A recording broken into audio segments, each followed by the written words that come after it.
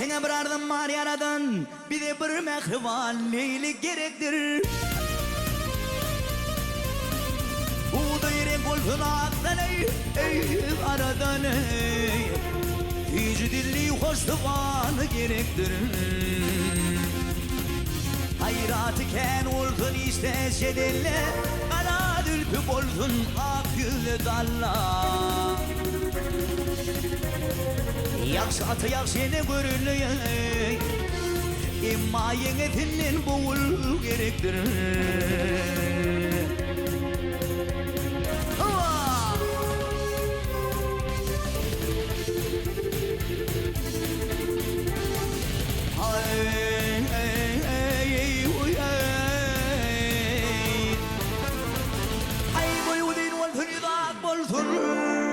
Balaman bakışlı tuğul tap olsun ey.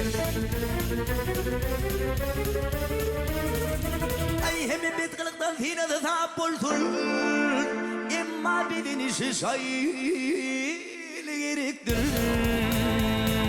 Ay.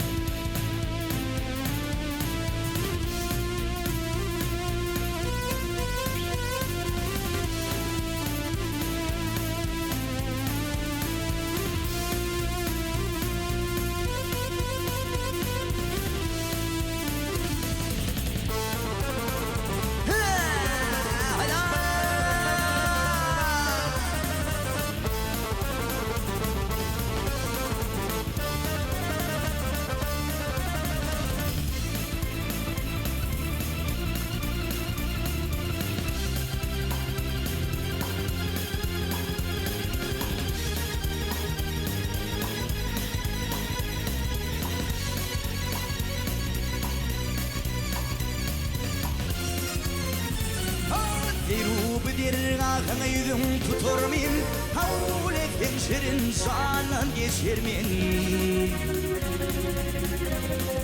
Kadın koygun kaşı tünne öter min, Didemin üstünün yolu gerektir. Kadın koygun kaşı tünne, hey hey hey hey hey, Termin gidenin üstünün yolu gerektir.